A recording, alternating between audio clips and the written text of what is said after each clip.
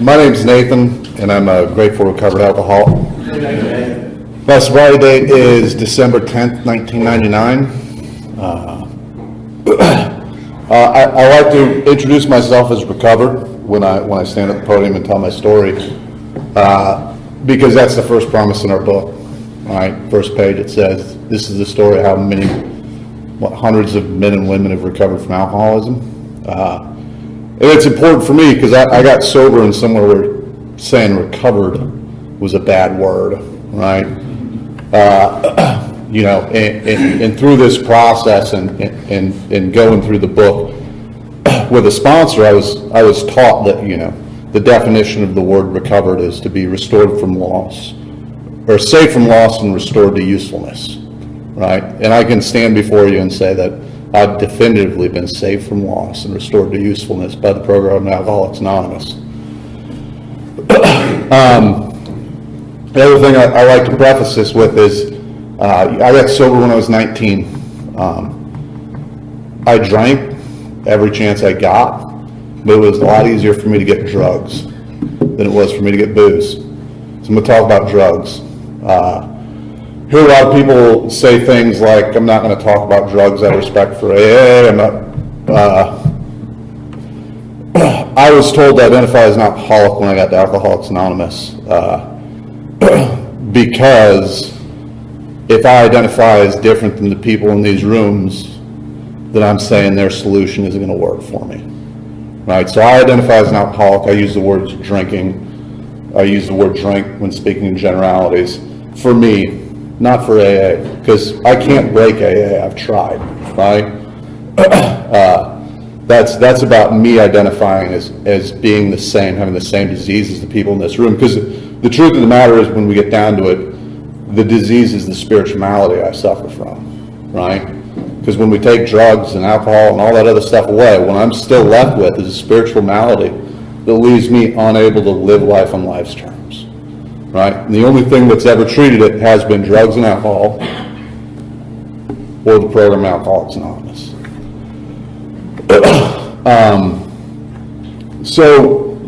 I grew up in a family, not good, not bad. We didn't have a whole lot of money.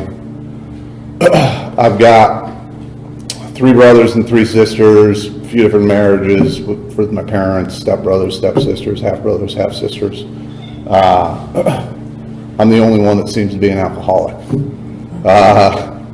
I was the second oldest. I have a brother who's a year older than me, and he was the oldest, and we were as thick as thieves. You didn't hang out with Nate or Tom. Like, we were both coming, right? Like, it didn't matter. And we were both doing the same thing, but it seemed like I was always the one that got caught. So for me,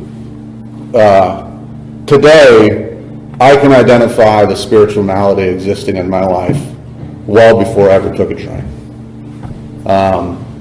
As far back as I can remember, I never felt like I belonged. It didn't matter where I was. Like Christmas morning with my family, I didn't belong. I was different, right? And I was trying to be what everybody wanted me to be, but I was positive everybody knew I was a fake and I was lying. And I was terrified that somebody was going to stand up and tell me they knew it. And that's how I lived, just in constant fear. Constant fear that people were going to find me out, right? And I wasn't even drinking, just find out that I didn't belong, that I wasn't one of them. And that's how it was, from as long as I can remember, that's how I felt.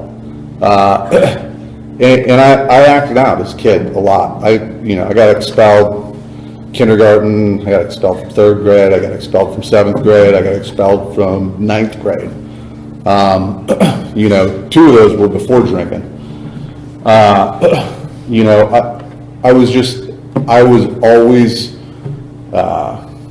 was always different, and the only way I knew how to interact was poorly. And I had that obsession from an early age And a great example is I used to go to the Boys and Girls Club after school every day, kindergarten. So after kindergarten, I'd walk to the Boys and Girls Club and stay there till my mom got off work and she'd come pick me and my brother up. And they got this brand new arcade game called Super Mario Brothers in there. And I had a couple quarters one day, I started playing it, and I was hooked, right? My dad had one of those big 5-gallon water jugs in his closet full of change. In the course of, I don't know, probably a couple of weeks, I emptied every quarter out of that thing, right? With no thought to the fact that, right, like he was eventually going to notice that every quarter was out of this jar, right? Like no thought to the consequences, no thought to how I was affecting my family or how it would make them feel, right? And when I did eventually get caught, right, I wasn't upset that I disappointed my father, right, stolen from my parents, right, or I'd broken these morals that they'd been trying to teach me my whole life. I was upset because I knew that I wouldn't be able to get any more quarters, right? Like that's what it was, right? Like I wasn't going to be able to get the thing that was making me happy for whatever reason. And so it wasn't a long, it wasn't too far of a stretch before I found liquor. I was 9 or 10 years old. I don't remember exactly. Friend of ours, her parents were at work or something. I don't know. She had a bottle of vodka. A bunch of us went over to her house. I remember I poured some vodka in a glass. I tried to drink it. I threw up right away. So I diluted it with enough Kool-Aid so I could stomach it, and I started drinking. And I very clearly remember that for the first time in my life, I didn't feel like a fake, and I didn't feel like I didn't belong, right? And I felt comfortable, and I could talk to people, and I could be part of the group. And by all accounts, it was a terrible night because I spent most of it around the toilet. I couldn't walk. I got in a lot of trouble because, a 9-year-old coming home in the middle of the afternoon hammered drunk doesn't go unnoticed. And I woke up the next day, halfway through the day, and all the terrible, on paper, terrible things that had happened the day before, right? All I could remember was how that made me feel. That's all that mattered, right? From that point on, the only thing I cared about was feeling like that again. It's not easy for a 9-year-old to get drunk every day, but I was going to give it a go, and it, it wasn't every day. It was on the weekends. It was, during the summer it was more, but, we all lived in this neighborhood, and all of our parents had, a shelf or a closet or a bar with 50 different kinds of liquor in it, and they only drank 2 of them, right? So we could drink the rest of the shit, right? Like, as long as I didn't touch the Smirnoff or the Dewar's at my house, nobody'd notice, right? This is what we did, we'd steal booze from our parents, we'd water it down, we'd do whatever. Wasn't long before, we found pot, some other stuff, and a lot of it went unnoticed. We were very unsupervised. My parents worked and traveled, and I came home to an empty house every day, me and my brother, and we did whatever. And it was fun, and I felt like I belonged. And it seemed to fix that. Everything else was, the rails were coming off. I was getting kicked out of schools. I was going from, A's to F's, all of this other stuff that was, in my life was just falling apart, but I felt better. And that went on for a couple of years. And then when I was 13, my mom came in my room at 6 in the morning and told me to pack my shit. We were moving, and we had to be out before my dad got home from work. And that was pretty tough on me, right? And my mom had her reasons, right? Like, wasn't for no reason, but you know, I told my mom to go fuck herself, and I packed my shit and I left. And they found me, I think later that day. I'm not really sure, I don't remember, but basically I just went and got drunk, you know. And now my mom was supporting 4 kids on her salary as an assistant manager at Taco Bell. So we didn't move into a nice neighborhood, needless to say. And I had even less supervision than I had before, and I didn't have the threat of a whooping, right? Because my mom's small. And that's when things got really bad. You know, I discovered hard drugs, cocaine, LSD, and I was so angry with my mom. I started running away. I'd get a bottle of liquor, some drugs, whatever, and I'd go sit in the woods by myself till it was gone, really, 2-3 days. And then I'd come home. And my mom, who, you know, I can't even fathom what she's going through. You know, she's got a 12, 13-year-old kid that just disappears for days at a time.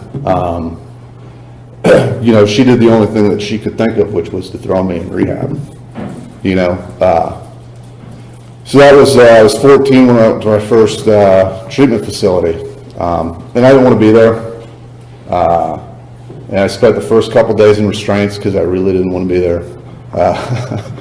And then I figured out that they weren't going to let me out of there until I made them think that I'd, you know, gotten better. So I played the game.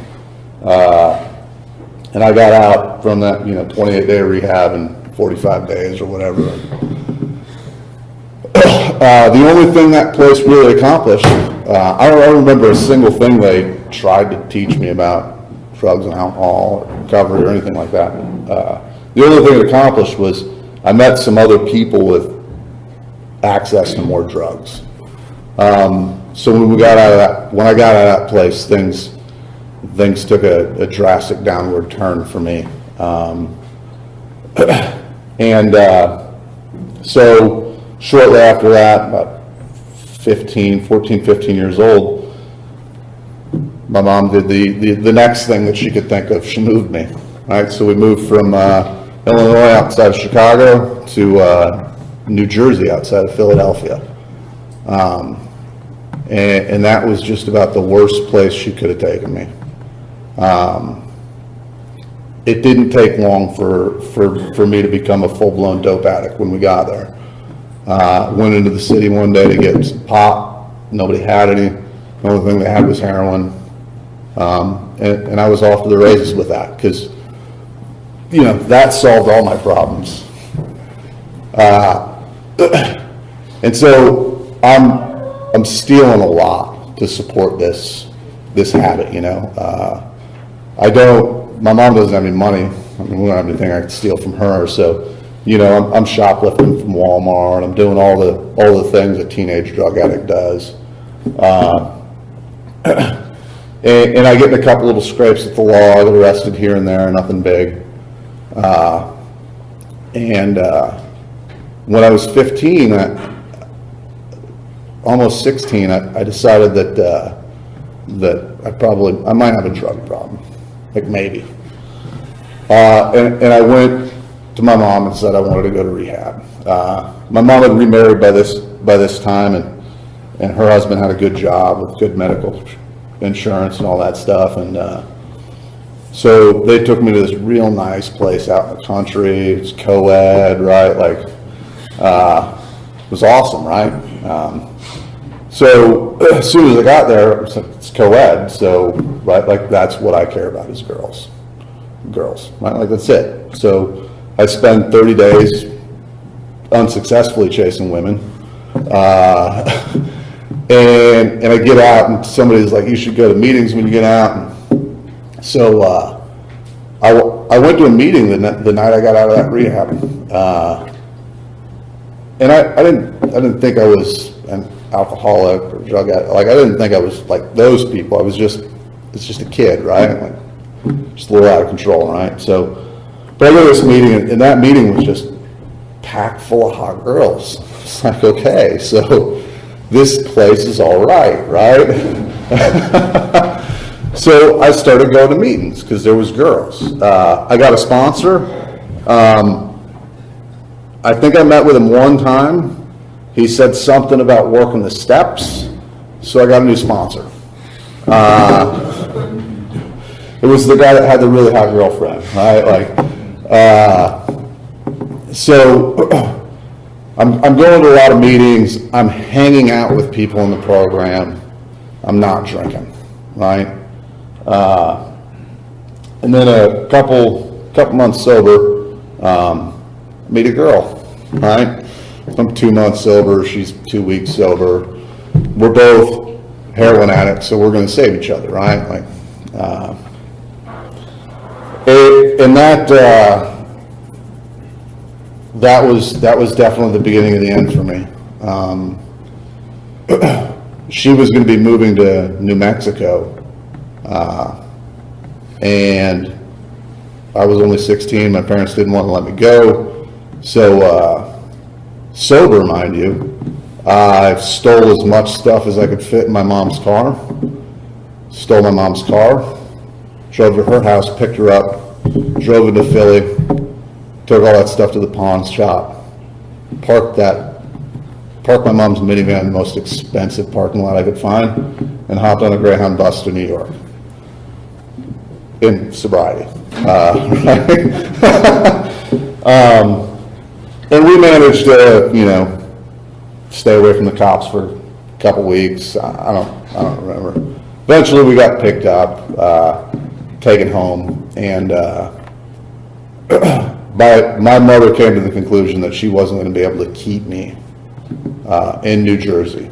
So she tried to help me go to New Mexico. So I moved to New Mexico, and we're both sober-ish at this point, right? Like, we're not drinking. We get down there. I'm going to go to high school. I'm going to finish high school, right? I think I went to school 3 times. Right? Got a job, and then Shana my girlfriend started drinking, and she'd drink, she'd go on a binge, she'd get sober for a couple weeks, and we started going through that. And I stopped going to meetings completely, somewhere around probably 6-7 months sober.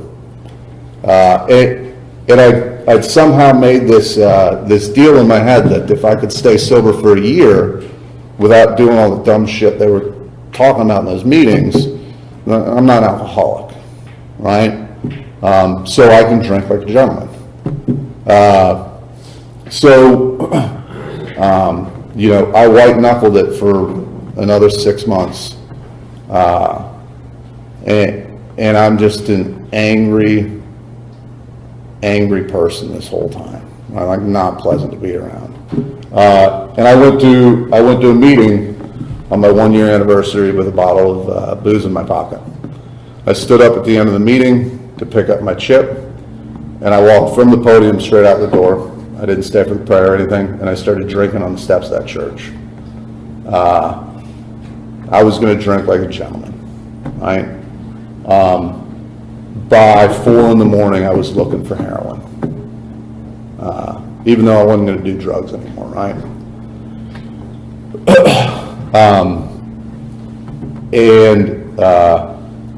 So now we're both drinking. At some point in there, Shana got pregnant. So a couple of 17-year-old kids, she gets pregnant, she stops drinking.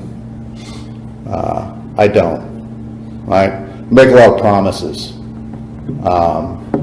But as far as I can recall, there wasn't a day that went by that I didn't drink. I was just lying about it, like we do, right? Because every time I got sober, I was left with that feeling that I didn't belong, right? That I wasn't one of you, and that somebody was going to find out, right? And all the shame and remorse for all the things that I'd done came rushing back, and I couldn't deal with it. I just couldn't. And you know, that 9 months or whatever, I don't remember a whole lot of it, but for a long time, up until last year, I thought I wasn't there when my daughter was born,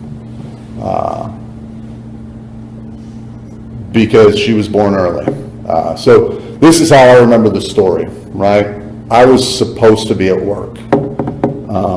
I was sitting in a crack house, smoking crack. And Shana went into labor. They called work, they called my friends, they called everybody they could. They couldn't get a hold of me, right? I come home 3 hours after I'm supposed to be home, and there's a note on the counter saying that they've gone to the hospital because she's in labor. And I instantly get angry at her for like having the baby early, right? Like, baby wasn't supposed to be there for like another week, right? Like, she's doing this to me at this point, right? And I missed the birth of that child because of that, right? We'll come to find out later that I didn't miss it, but regardless, I was so high when that child was born, I don't remember it, right? And then I spent, you know, the next however long resenting her for making me miss the birth of my child, right? Because regardless of what happened in my life, it was never my fault, right? Life was always happening to me, right? You were doing something to me. It wasn't about, you know, my actions, because I was completely incapable of looking at those. So, you know, Shana had gotten sober. She hadn't gotten sober. She'd stopped doing drugs. And she continued to do that after Evelyn was born. And one day she said to me that, you know, you're either going to stop doing drugs or you're going to get the fuck out. And, you know, like we do, I made all the promises, you know, I'm sorry, you know, I'm going to get sober, blah, blah, blah. And a couple days later, I sat her down and said, yeah, I'm not getting sober. So I'm going to pack my stuff and leave. And I walked out on her and that 2-month-old baby, because drugs were more important, right? Because the shame and remorse and guilt that I felt over that in no way, shape, or form outweighed the way I felt when I wasn't drinking.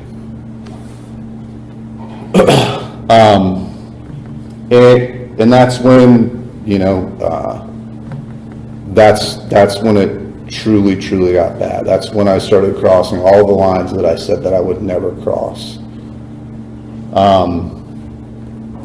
In very short order, I ended up homeless. I'd gotten an apartment when I moved out, never paid the rent, so eventually they asked me to leave. And then I moved into my car because I started giving somebody money for rent. And I was going to get a YMCA membership so I could shower there and just sleep every night in my car. I never got a YMCA membership, but I slept in my car for a while until it got stolen. And then I was truly homeless. I couldn't keep a job, and I had a few run-ins with the law over that last year and a half. A couple of them were pretty serious, and I was really fortunate enough to not suffer any great consequences from them, you know. And that was mostly due to my ability to manipulate people. Last thing I got arrested for was about 4 or 5 felonies, and I was looking at 5 to 10.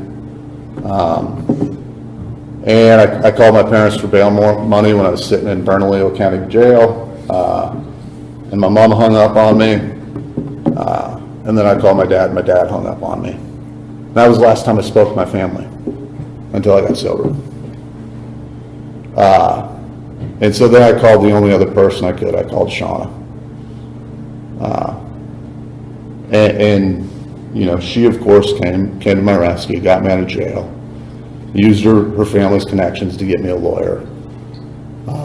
That lawyer got me out of any serious trouble, got me a suspended sentence, some other crap that I didn't do. And I walked out of that jail basically after signing some paperwork that said I'd go to jail for 7 years if I got charged with a crime or violated my probation. And I went straight to my drug dealer's house. Because again, consequences don't matter, right? Not in the least, right? Jail is no worse than the way I feel, right?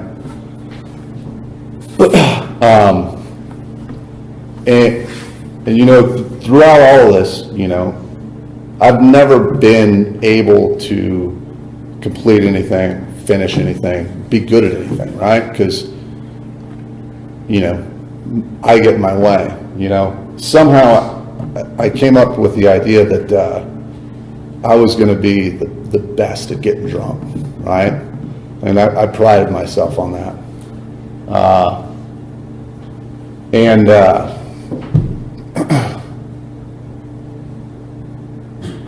Over that last year, that idea that I was going to do more and be better at it than everybody else landed me in the hospital several times. You know, and that idea eventually changed to what the truth of the idea was that I couldn't stand living anymore. And I wanted to die, but I didn't have the courage to do it, right? I sat in a car with a shotgun in my mouth and I couldn't pull the trigger. And so I was going to kill myself with drugs. And every time I put a needle in my arm, I was trying. And every time I woke up in the hospital, I was pissed. I was pissed that I woke up. You know,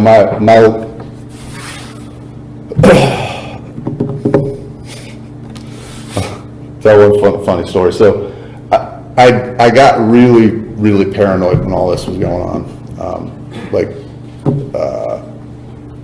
Super paranoid. Like I would jump bushes and stuff when I'd see a work van, because it was like the DA was following me, right? Because they care about some junkie from Albuquerque, New Mexico. So I wouldn't do drugs in the apartment me and this guy Mark were squatting in for a little while, because the DEA had cameras in it. And so we'd go out in the woods in the middle of the night and go in a bush and we'd shoot up in the dark, which is not easy to do, right? So I'm walking home from somewhere one day and I see a refrigerator box. And somebody bought a brand new refrigerator, taking the box, throwing it out on the curb for the trash man. And I was like, that's the ticket, right? Like that's going to solve all my problems, right? So I pick up this refrigerator box and I drag it all the way back to this apartment we're squatting in. And Mark looks at me, he's like, what's the refrigerator box for? And I was like, shh, come here. We go out to the woods because we can't talk in the apartment either, right? And I'm like, oh, listen, right? They can't put cameras in the refrigerator box, right? So we can sit in the refrigerator box in the apartment and get high. We just need to turn it over every day to make sure they don't put cameras under the box, right? So we would sit in this box in this apartment all day, every day. And we did. We turned it over every day and checked for cameras because we were positive, you know. And that's just a little bit of the insanity. There was a lot more. The most shameful and difficult thing for me to truly deal with was that little girl, right? My dad had walked out on me when I was 4 years old, right? And I had promised myself on some level that I would never do that to a child, and I did that. And so I kept trying to get back into their lives, right? Not because I wanted to be a good dad, but because I wanted to feel like I was a dad. I wanted to be able to say I was a dad.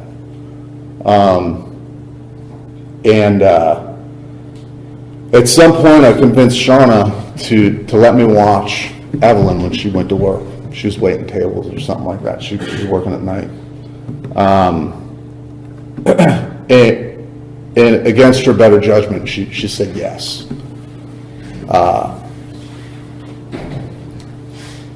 I can only remember watching her the one time. It might have happened more than once, but truly I don't remember a lot of things that happened then.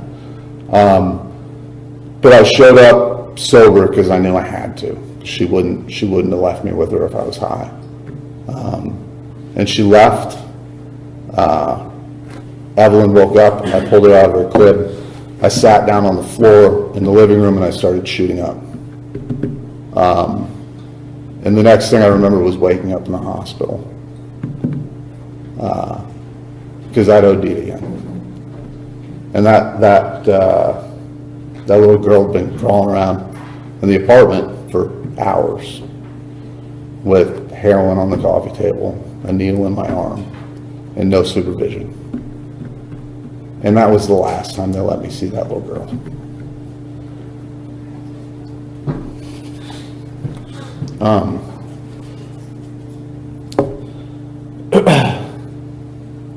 And still not enough to make me want to stop drinking. At that point, I truly had nobody in my life. I had no family.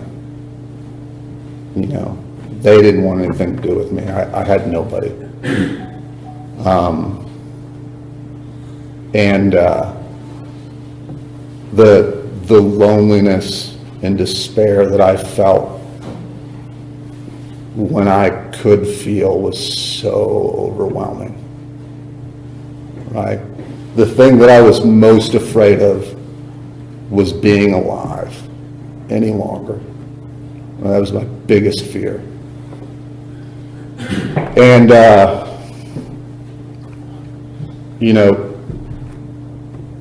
at some point, I was on an Indian reservation north of Albuquerque in some guy's house that I don't know, I don't remember, and we'd been getting high for I don't know how long, and the phone rang, and it was my dad, and I had spoken to my family since they refused to bail me out of jail. And I didn't even know where I was, so I had no idea how he knew where I was. And he gets me on the phone, and he tells me that my grandfather's dead.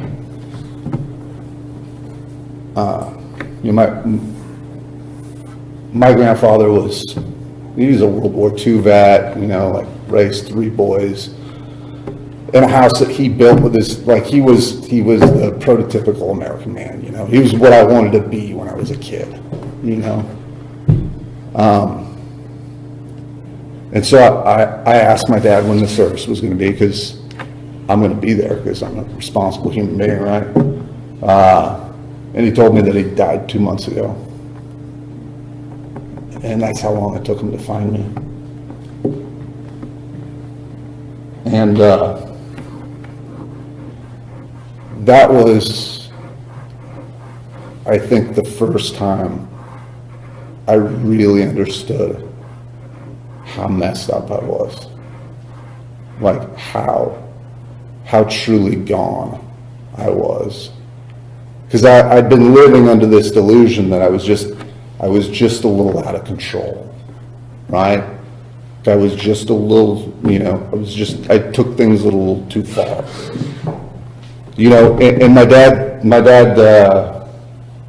he's a very tough love kind of guy. And he said to me, hey, I know things aren't going well. I bought you a bus ticket, a Greyhound bus ticket. It's open-ended, it's one way. Walk into the Greyhound bus station in the country, and they'll get you to Boston. And got off the phone, spent the next, I don't know, week or two trying to blot out the memory of that conversation, but I couldn't.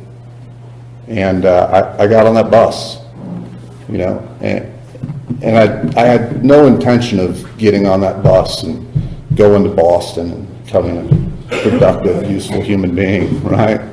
I was just going to go there and straighten out a little bit, you know. So I got on the bus and I did drugs for the very last time in the bathroom of that bus. I shot up before we left Albuquerque, and then I spent the next 3 days not very happy on a Greyhound bus. I think I had about $7 and everything I owned was in a backpack about that big. I showed up to Boston 3 days later, really sick. I weighed, I think, 127 pounds. I'm 6 feet tall. And I got off the bus and my dad was there. And I don't remember a whole lot of the conversation. I remember saying something about going home with him, and he kind of chuckled at me and he said, "You're not coming home with me. I'm not letting you in my house." I said, "Well, what are you talking about?" He's like, I've got a bed at a rehab for you." I was like, "I'm not going to rehab." He's like, "Well, I'll drop you off wherever you want to go." I don't know anybody in Boston. I've been to rehab before, wasn't that bad. Okay, I'll go to rehab. Again, I still wasn't convinced that I was an alcoholic, you know. And a lot of it had to do with the fact that I'd quit doing drugs or drinking or whatever lots of times, but then just changed my mind, right? Like, it wasn't like I was drinking against my will, like I chose to drink, right? That's what I told myself anyways, right? And at some point, when I was in that rehab, I was reading a book. I don't know what book it was. Bible, the big book, I don't know. And I came to this startling realization that I could never drink again, right? Like I'd been holding on to the idea that I'd be able to drink like a gentleman, or well, I actually been holding on to the idea that I'd be able to shoot heroin like normal people.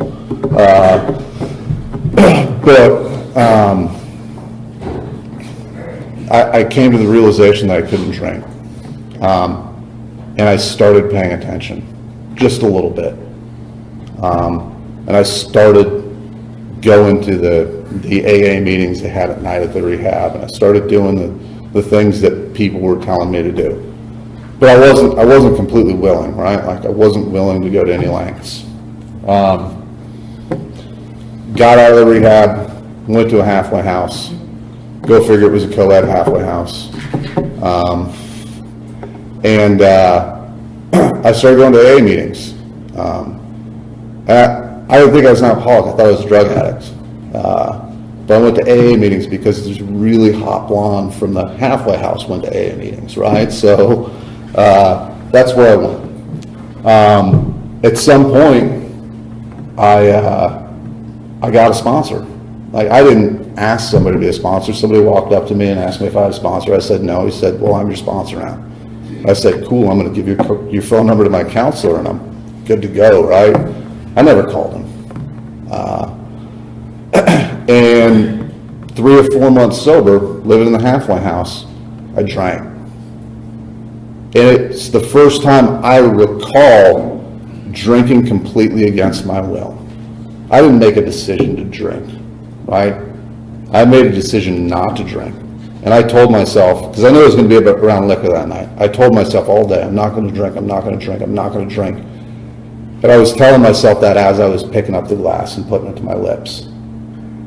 And I found myself drinking because I had no mental defense against the first drink, right? The very first time I was in front of alcohol, the very first time, I drank it. and I didn't know why. And that completely just crushed me. I could not understand why in December in Boston I would choose to get kicked out of my halfway house. And the next morning I went to a meeting, and I finally heard something in AA that I connected with. And this woman said she drank for 40 years, and for 20 years she woke up every morning and said she wasn't going to drink, and she drank every day for 20 years. That's the first thing I'd ever heard in AA. I'd been to hundreds of meetings. First thing I ever actually heard. And I called that man that was supposed to be my sponsor, crying, blubbering, complete and total mess.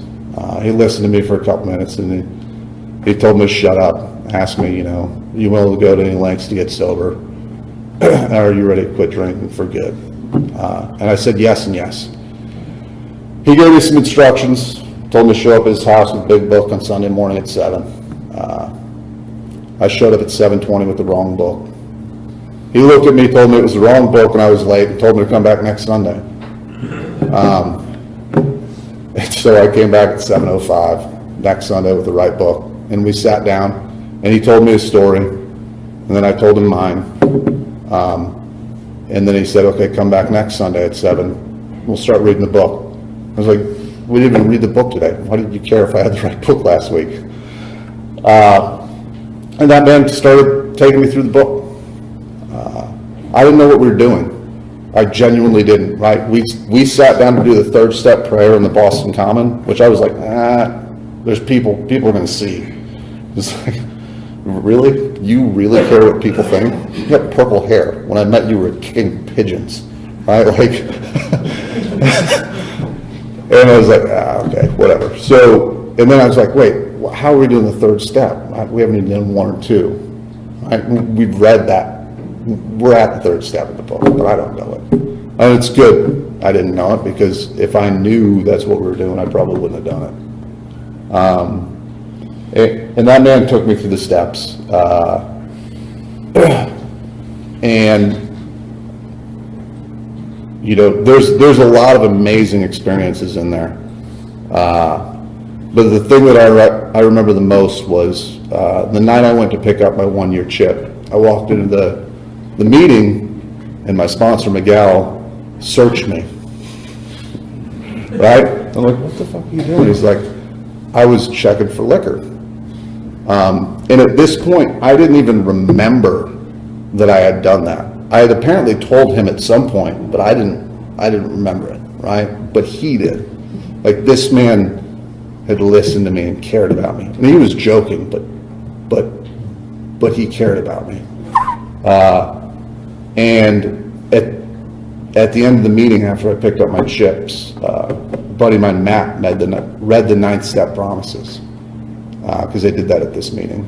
And I realized at that time that every single part of that had come true for me in that year, right? And it wasn't a result of anything that I thought or any of my ideas or anything like that.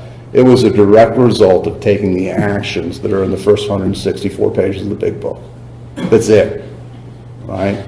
I didn't do it perfectly. I didn't do it well, but I followed directions to the best of my ability. And there's been a lot of time in between there, and I know I need to shut up now, but I like to share this because it's important for me. I have not done AA perfectly for 18 years. I've done it really shitty, I've done it really well, and I've done it somewhere in the middle, right? I've done a lot of terrible things since December 9th, 1999, when I wasn't working the program that's laid out in this book, right? My spiritual malady exists with or without alcohol, right? And when I stop working the program stops working, right? I've stolen money, I've perjured myself, right? I've slept with people I shouldn't have slept with. I've done a lot of shitty things. Removed from drink, right? But when I was doing those, I was also removed from God, right? What I know today is that me personally, I can't maintain my spiritual level, right? Like, I'm either getting better or I'm getting worse, right? So if I'm not working to actively get better in this program, if I'm not working to improve my conscious contact with God, then it's getting worse, right?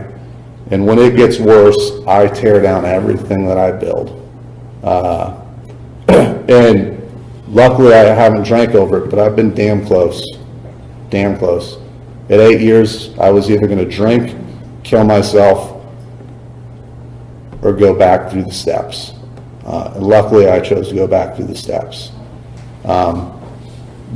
Being removed from a drink doesn't make you invulnerable to doing the shitty things that we do as alcoholics, right? The only thing that does that, the only thing that cures my spiritual malady is a conscious contact with God, which I find through working the steps as they're laid out in the big book.